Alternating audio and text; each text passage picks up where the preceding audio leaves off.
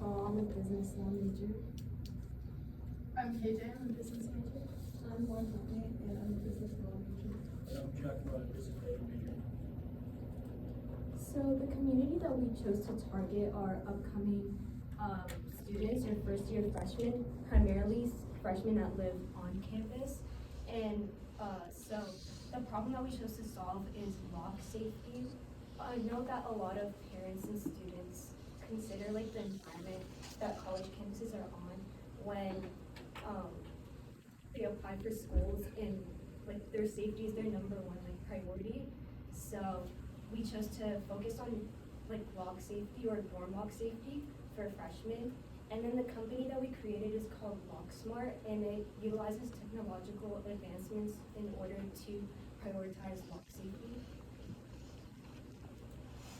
And then our company name is called LockSmart because it's easy to remember and it gets the point across, and it just it makes it easy for people to identify our company. So whenever they do want to invest or pay for the product, it's like easy to remember. So what is our product? We took something that is very common across all ASU campus and turned it into more. So you guys know like the little black scanners to scan your Sun Devil card? So we took that, or broadening it, we're putting it on hallways and room doors. Because an issue that we've seen, a very common issue, is that people lose their keys. And I know I've lost my key a few times, and that causes even more issues. So this prevents the loss of physical keys and even saves money because having to replace those keys gets expensive. And then once the school year is over, it is easy to inactivate the keys and no longer make them work and reactivate new keys for new upcoming students. So the market that we're targeting is people at universities, such as the president, the dean, and then the head of the university or the housing, and then also college students, specifically freshmen. And we're targeting freshmen because if the freshmen are hearing about this and like input what they think should happen on the campuses, the dean and people in charge will listen. And then the differences between other markets is that we're advertising on social media and we're using platforms of creators on college campus to get the point across and spread it to people who are their age and their peers. And then we're targeting college towns and universities in particular in order to push this knowledge to the directors and people in charge. And then our mentor was, one of them is the president of ASU because he is someone who has a lot of power and can get our idea across. And then we also found a mentor who has a lot of knowledge on engineering named Satya Nadella because our research shows that he is very knowledgeable on this stuff, and we wanted to know what was the smartest for us to use. Okay, so for our actual product details, the creation would look a lot like the ID scanners that are already outside the buildings of Aussie, those black scanners for the doors.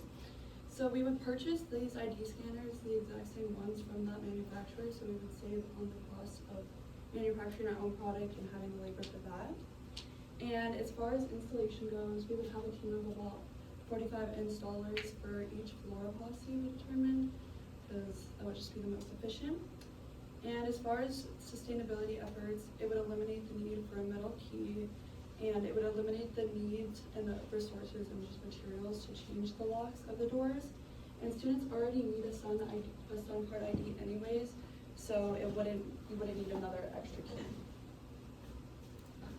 And then this is what the device would look like. It's the exact same ones that are already outside of policy, and it would function the exact same just for each dorm.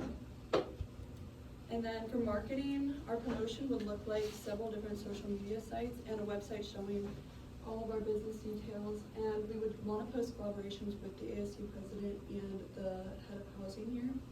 We would also want to offer a discounted trial period in case it ends up not working, just to help promote the cost that it would end up being.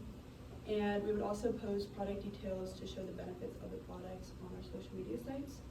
And then the specific tools and strategies we would use is the idea of content marketing, meaning we would have a team of content creators and they would all be overseen by one content supervisor. And then we would use Instagram, Facebook, LinkedIn, and email to share all of the media we create.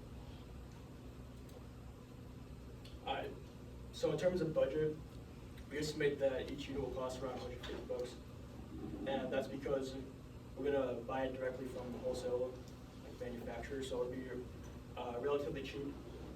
And so yeah, ASU already needs its key cards, and we're not gonna need any physical keys.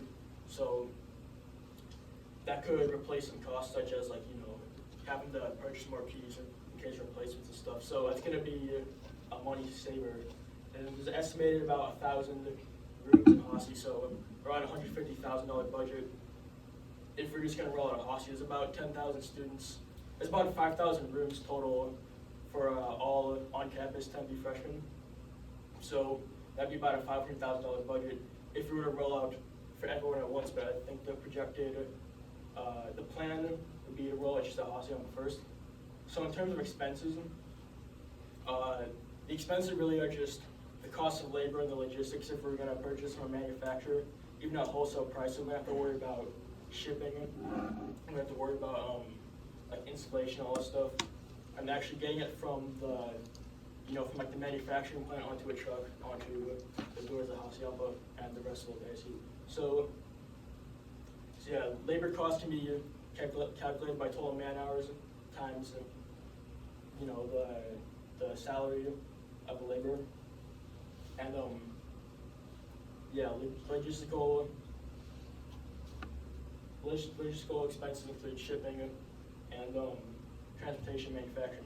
So what we charge?